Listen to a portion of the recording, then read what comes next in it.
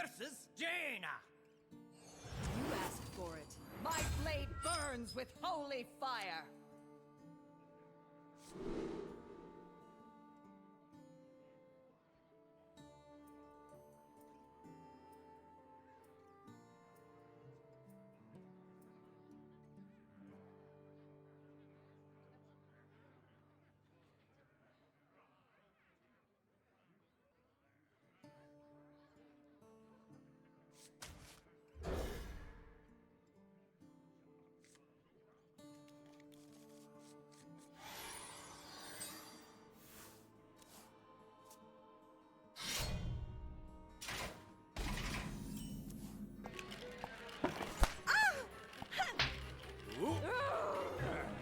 You can absorb light. I can see it. And Kamala... Who's Kamala? Hi. She can turn light into physical matter, which I have never heard of. I could totally show you. No! Ladies, are we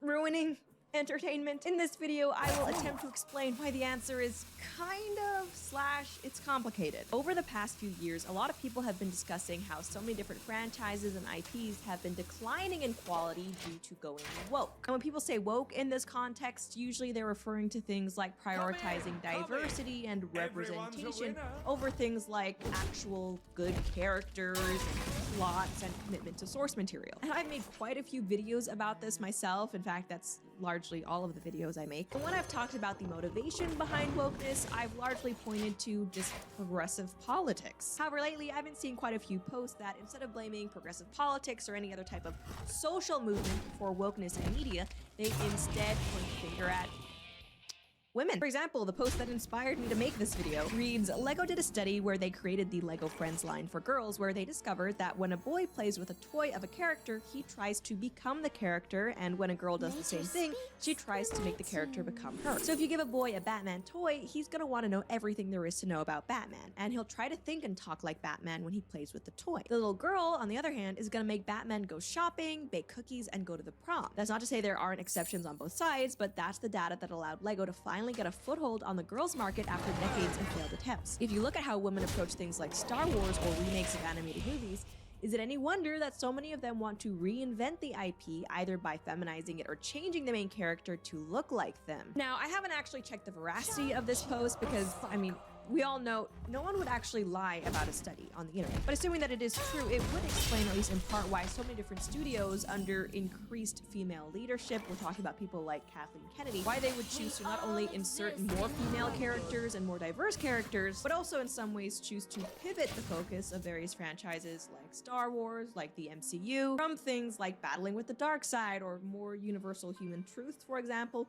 to the much more relevant, much more topical issue of gender politics. Perhaps for some women, the only way that they can get invested in a story, in a movie or a show is not only by literally seeing themselves on screen, but also by seeing those characters deal with things that they do, or at least they imagine that they do in everyday life. And similarly, I also saw this post not long ago. It's a little meme, and we have a bunch of black girls looking at The Little Mermaid by Halle Bailey, i.e. Black Little Mermaid, saying now we can finally feel represented, contrasted with an image of a bunch of men from different nationalities looking at Goku, saying, yes, that's literally me, with a caption saying, men can identify with the substance of the message, whereas women can only identify with the messenger. I want to be very clear here because I know I'm going to get comments about this that, you know, hashtag not all. Obviously, there are some women, and I would even go so far as to say a lot of women who enjoy watching movies or series or reading comics and books with the interest of not necessarily seeing themselves literally represented in a character, but because they're interested in, I guess, being transported to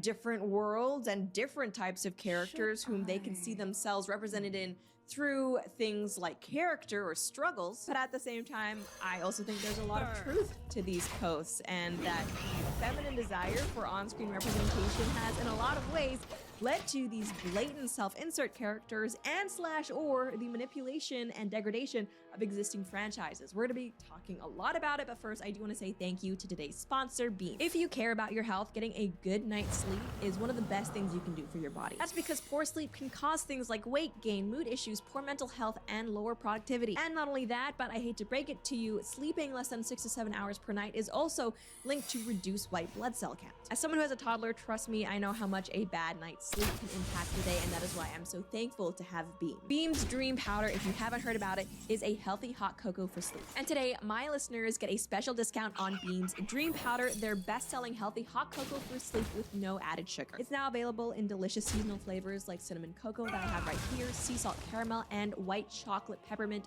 Better sleep has never tasted better. Dream contains things like a powerful all-natural blend of reishi, magnesium, L-theanine, melatonin, and nano CBD to help you fall asleep, stay asleep, and wake up refreshed. A recent clinical study revealed that Dream helped 93% of users wake up feeling more refreshed, and 93% reported that Dream helped them get a more restful night's sleep. What I love about Beam is that it's become a delicious and relaxing part of my nighttime routine. I mix the powder into hot milk with a frother, and not only does it taste amazing and give me a little treat before I go to sleep, but it actually helps me sleep.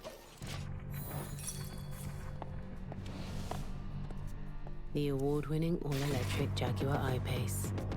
With fast-charging technology and a range of up to 292 miles. Better. If you want to try Beam's best-selling Dream Powder, take advantage of their biggest sale of the year and get up to 50% off for a limited time when you go to shopbeam.com/Lauren and use the code CYBER at checkout. That's shopbeam.com/Lauren and use the code CYBER for up to 50% off. I'm a bad sleeper, I always have been, and I know how much sleep can affect your day-to-day, so if you've been struggling, I encourage you to give Beam a try, and a huge thank you to Beam for sponsoring this video. Now, I know a lot of people who are watching this video who don't agree with me, who maybe do support things like diversity washed casting. They might be inclined to call me things like sexist or anti-woman, but trust me, nothing could be further from the truth. To be clear, I don't think there's anything inherently wrong with wanting to watch media that you find more relatable. And I think if you look at the type of media and genres that women tend to consume, it is hard to deny that we/they seem to put a heck of a lot more emphasis on relatability than men do. For example, one survey that asked both men and women what types of books they'd read in the past year found that women were much more likely than men to say that they'd read something in the romance, mystery, thriller, and crime, or chicklit category, i.e. genres where yes, readers are going to have a much easier time relating to a main character, whereas men, on the other hand, were much more likely to report having read books in the history or science fiction and graphic novels genre. And obviously, there are going to be women out there like myself who prefer sci-fi to romance, and similarly men out there who prefer true crime to history. But in general, it does seem like yes, men and women do have different preferences when it comes to consuming media, and at least one of the drivers for these different preferences might be a woman's increased desire to see herself in a story. And that's not a bad thing, that's not a good thing, it's a thing. I personally am a huge true crime/mystery fan, but not really into things like romance or chick lit. But I think ultimately all genres are equally valid. It's just personal preference what someone might prefer. Where I think the trouble comes in, however, is when the desire to see yourself represented in a form of media becomes the central focus. And when it comes to that, it's not really a feminine versus masculine preference, if you ask me. It's more a question of narcissism and immaturity. And unfortunately, when we look at a lot of the creators behind modern day TV shows, movies, and comic books, yes, we are straight up dealing with immature narcissists. To illustrate what I mean, take, for example, one of the writers behind the Spider-Man 2 game that recently launched. Now, as I discussed in my dedicated video about Spider-Man 2, the appearance of Mary Jane in that game has caused some controversy, because here is the actress that they supposedly named Jane after. As you can tell, very beautiful woman. But the thing here is what Mary Jane actually looks like in the game. And now, I'm not some sort of animation professional, but if you ask me, these look like two pretty different people. And as some people pointed out online, Mary Jane actually seems to have more of a resemblance not to the actress who she was supposedly modeled after, but toward one of the writers of the game. The resemblance is pretty uncanny if you ask me, and it's not just the fact that this Mary Jane character looks like this writer that's causing people to say, hey, maybe there's some connection here. It's also the fact that this writer, in her own words, actually seems to prioritize, guess what, representation in her work, perhaps to the point of even including a heavy-handed self-insert into a game. As people have clipped from this writer Ashley's site, in her bio she writes that storytelling is impactful no matter what medium it's in. As a queer and hard-of-hearing person, I am looking forward to learn about the world around me while still telling stories true to my personal experiences. I aim to write impactful stories with representation that audiences could see themselves in.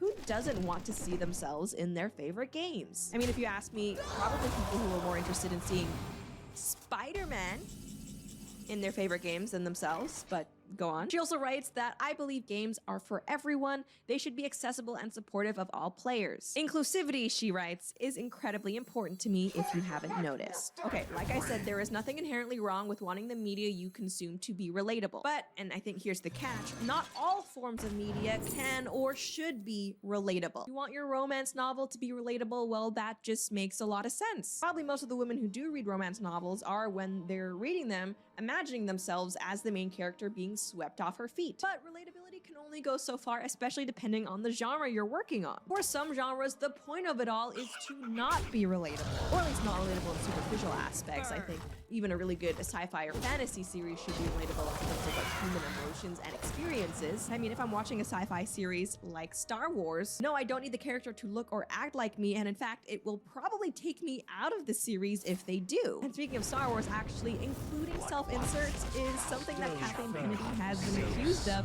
with characters like Rey in the new Star Wars films, and also whoever that Phoebe Waller-Bridges woman played in the latest Indiana Jones. I mean, seriously, is it a coincidence that Lucasfilm's two biggest franchises under the leadership of Kathleen Kennedy now feature brunette young women as their main protagonists? There's nothing wrong with relatability, sure, but relatability was not the point of Star Wars, nor was it the point of Indiana Jones. And it's not just Kathleen Kennedy or that Spider-Man writer, guys. People online have been quick to point out all the different self-inserts that have arisen in entertainment over the past several years. And so, okay, you might be asking yourselves, we see the problem, but what exactly is the solution? And well, I don't mean to sound like a South Park ripoff here, but I think the solution is to stop trying to pander to these people. Not every genre, not every franchise is going to appeal to everybody, and that's okay. If you're someone, for example, a woman who wants relatability in your content, that's perfectly fine. It's all right if you have that preference, but when it becomes a problem is if you have the expectation that everything should cater to that preference. And to be clear, I don't think that most women do even expect every genre or franchise to cater to them. I mean, before all these different activists like Kathleen Kennedy started trying to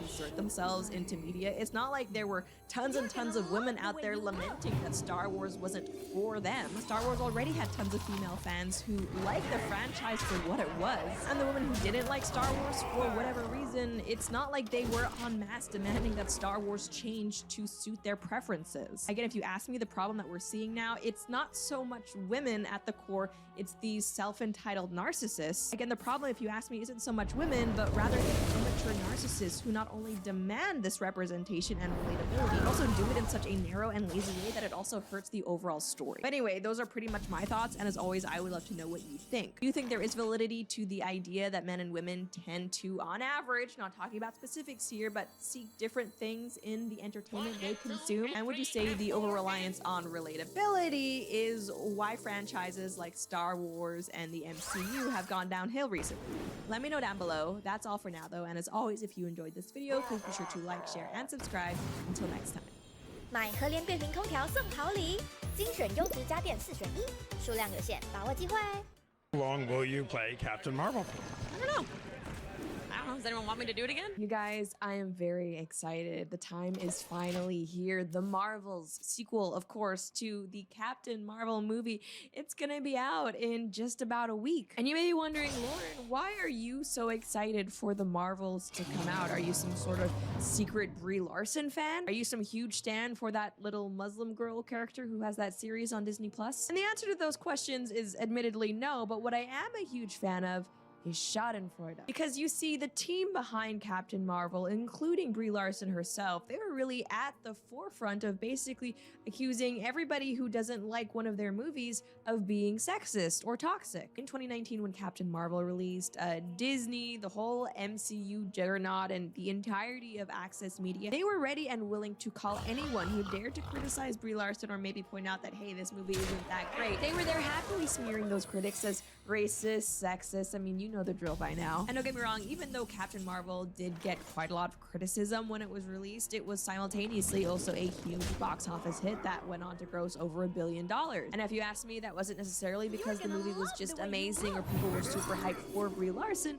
It's more that I think people thought they had to see it so that Endgame would make sense. But in any case, whatever, the chips fell where they did, and Captain Marvel ended up being a huge payday for Marvel and Brie Larson. And a lot of people look at the release of Captain Marvel and see it as this big win for the MCU, but I mean, 5 years on, and I feel like the Marvels is kind of putting that idea to rest. Because I mean, let's talk about